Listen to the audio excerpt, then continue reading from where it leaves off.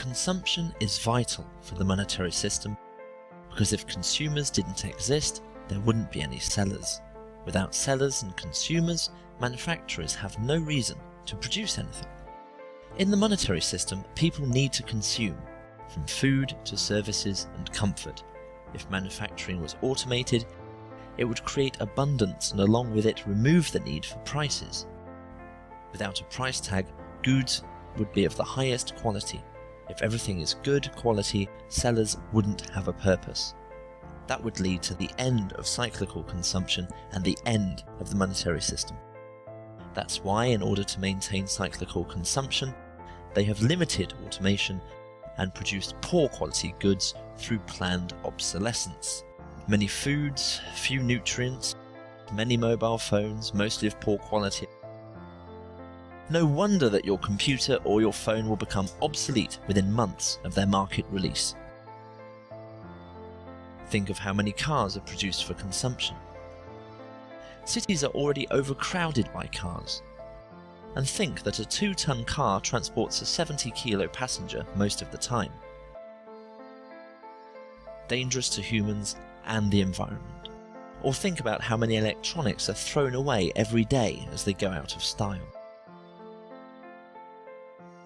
What a waste of materials and human labour. The need for cyclical consumption. The roles of people in a monetary system are basically broken into 3 distinctions: the employee, the employer, and the consumer. The employee performs tasks for the employer in exchange for a wage or monetary payment, while the employer sells a good or service to the consumer for a profit, another classification of monetary payment. In turn, both the employer and the employee function as consumers, for the monetary payments they obtain are used to purchase goods and services relevant to their survival. This act of purchasing goods and services is what allows the entire system to perpetuate, thus allowing for the employer and employee to make money and thus continue consuming. In other words, it is the requirement of perpetual or cyclical consumption that keeps the entire economy going. If consumption was ever to stop, the whole system would collapse. This produces 2 severe consequences for society. 1. Nothing physically produced can ever maintain a lifespan longer than what can be endured in order to maintain the needed cyclical consumption. In other words, everything must break down in a respective amount of time in order to continue the financial circulation needed to power the economy.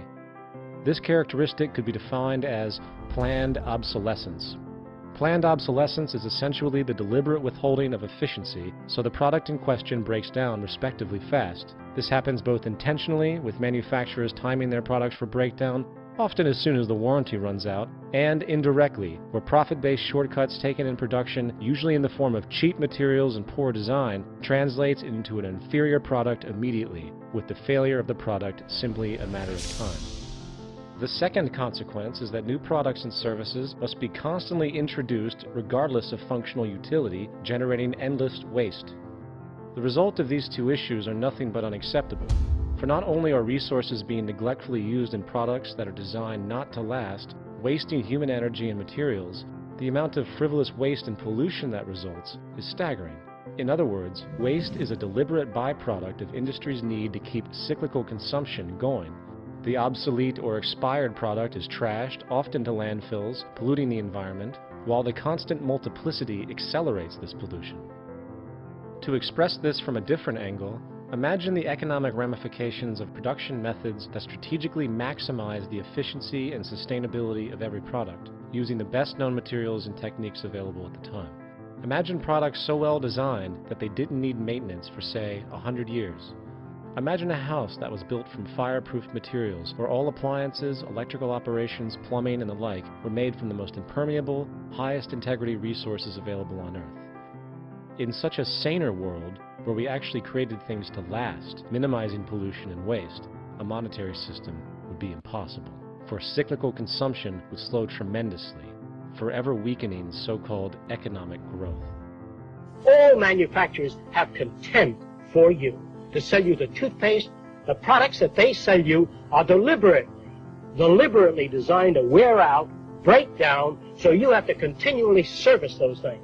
You notice that your telephone is pretty reliable? Yeah, the instrument, yes. The phone That stays forever. You bet. If the automobile companies had to maintain their cars, it would be a Oh, you forever mean the phone unit. company has to maintain the You phone? bet. That's why it's good. That's why your unit's hold up. I never thought of that. I don't. So a Most of you phone have- never... I mean, you know, operators can be bad. Things can be bad, but the phone So itself... it's the same for your TV sets. You mean if RCA, if everybody had to maintain their own... You bet. They'd all be automatic system which you pull out, shove in a replacement unit. If your engine breaks down, they pull out the engine, shove in a courtesy engine, and you take off. Why hold up the whole car when you need a battery job? If you did that in the Army Air Force, you couldn't operate at all. Your society is really comprised of very stupid men. You live in an insane culture where we duplicate things. It's like having a television station in every home or every apartment building.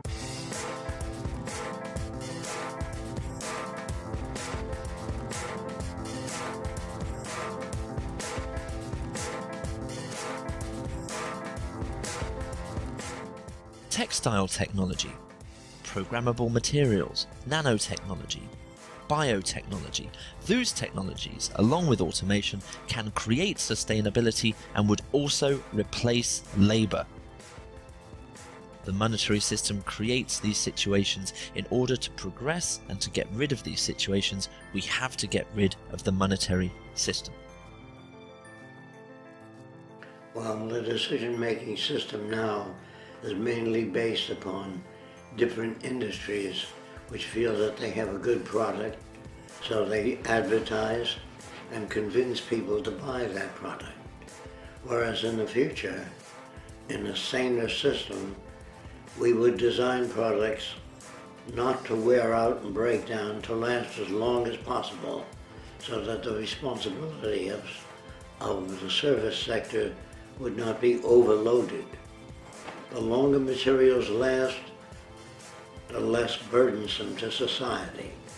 Therefore, our major concern is not profit, it's the well-being of human beings throughout the world.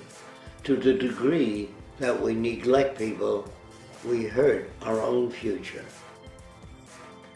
In essence, to me, all of the marvels of science and technology, all of the electronics and mechanical wonders, are just so many millions of tons of junk, unless it enhances the lives of men.